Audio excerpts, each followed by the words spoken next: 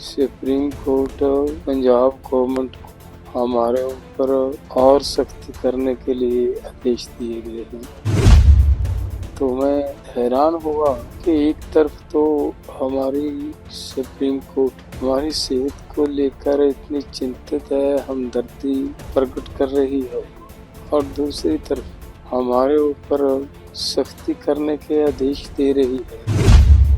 जिंदगी में पहली बार ऐसी हमदर्दी देख रहा हूँ। सुप्रीम कोर्ट की तरफ से ऐसा कहना, ऐसी शर्त पे हम बात नहीं करेंगे, तो मुझे एक बार ऐसा लगा कि जैसे ये शब्द भारत सरकार की तरफ से कहे गए हों। कल जब मुझे पता चला कि आज छुट्टी के दिन सुप्रीम कोर्ट में हमारे मामले पे कोई सुनवाई हुई है, तो सबसे पहले मुझे ये बात अच्छी लगी कि भारत सरकार और हमारा सुप्रीम कोर्ट हमारी सेहत को लेकर चिंतित है, और उसके साथ साथ मुझे ये उम्मीद थी कि जो हमारी तरफ से माननीय सुप्रीम कोर्ट को हमारा पत्र लिखा गया है, शायद उस पे कोई विचार हुई होगी, उस पे कोई सरकार को आदेश करेगी सुप्रीम कोर्ट। लेकिन वो करने की बजाय सुप्रीम कोर्ट पंजाब गवर्नमेंट को हमारे ऊपर और सख्ती करने के लिए आदेश दिए गए हैं। तो मैं हैरान हुआ कि एक तरफ तो हमारी सुप्रीम कोर्ट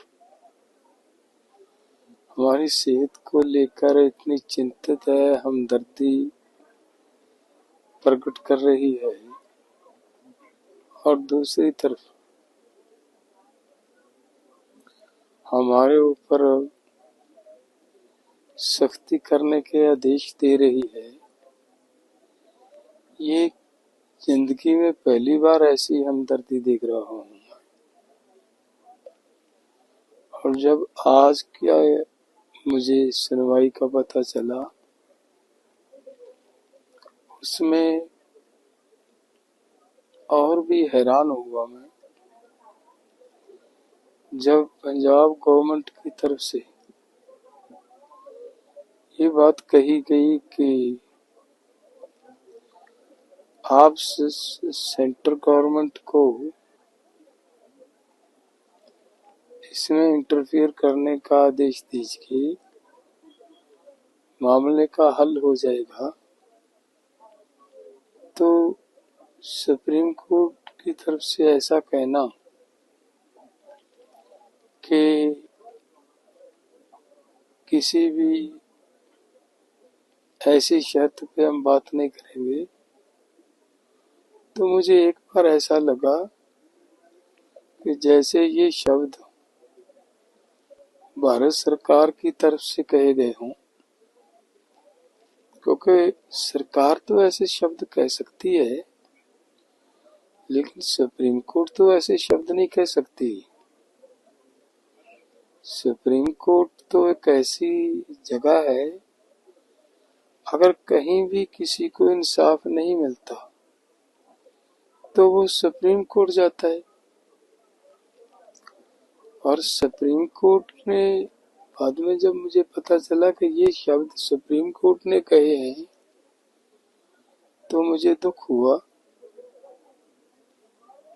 तो इसका मतलब ये निकलता है, जो इतने सख्त आदेश हमें हमारे मामले में सरकार को दिए जा रहे हैं, शायद वो सब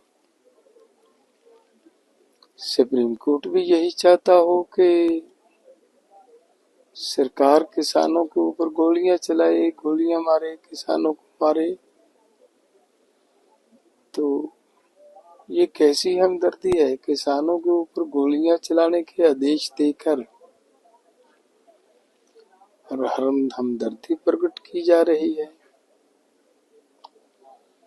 दूसरी बात मैं ये स्पष्ट करना चाहता हूँ माननीय सुप्रीम कोर्ट जी को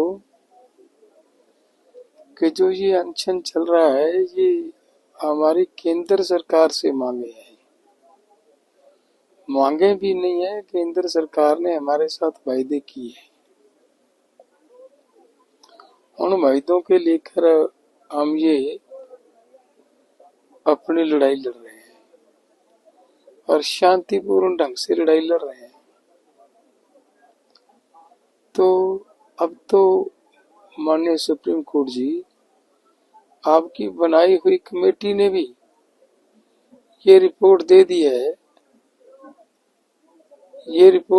है, कि भाई आप किसानों को एमएसपी देने की जरूरत है। और पार्लियामेंट्री कमेटी की रिपोर्ट भी आ गई है कि किसानों को एमएसपी और कर्ज मुक्ति करने की जरूरत है। मेरा हाथ जोड़ के निवेदन है हमारे सुप्रीम कोर्ट को कि हमारे ऊपर सख्ती करने की, हमारे ऊपर जबरदस्ती करने के आदेश देने की बजाय अगर हमारा सुप्रीम कोर्ट